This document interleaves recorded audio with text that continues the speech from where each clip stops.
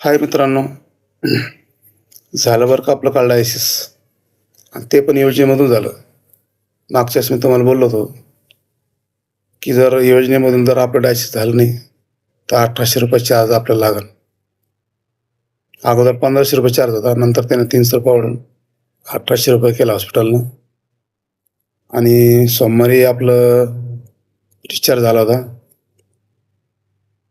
आणि तेव्हापासून महात्मा फुलेची जी गव्हर्नमेंटची साईट आहे ती बंद पडली होती. सोमवार, मंगळवार, बुधवार 3 दिवस साईट बंद असल्यामुळं आपल्याला काहीच करता नाही आलं. आपल्याकडं आता काहीच पर्याय उरला नव्हता. शेवटी आपल्याला ₹1800 देऊन डायलिसिस केल्याशिवाय पर्याय नव्हता. पण ते म्हणतात ना, देव पाठीशी असल्यावर सगळं काही सुरळीत चालतं. आणि गुरुवारी सकाळी योजना चालू झाली.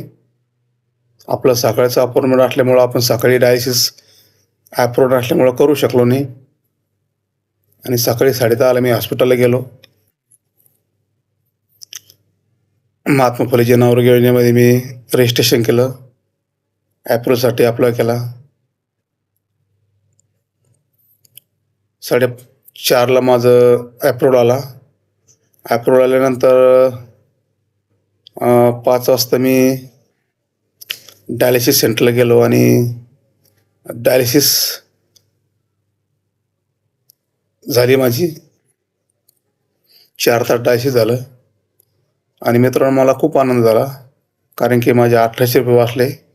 ₹1800 बाकी मी इतर ठिकाणी मला ते काम आले. मी 15 दिवसाचं मेडिकल घेतलं त्याच्यामध्ये. आणि मला असं वाटत होतं की आता काही साईट चालू होते की नाही होते, की आपल्याला पण ₹1800 चार्ज डायलिसिससाठी करावं पडेल. पण नाही, एक मराठीमध्ये म्हणे, मी वाट पाहीन पण प्रश्न जाईल.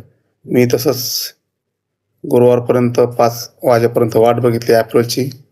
आणि शेवटी डायलिसिस मी योजनेमधूनच केलं.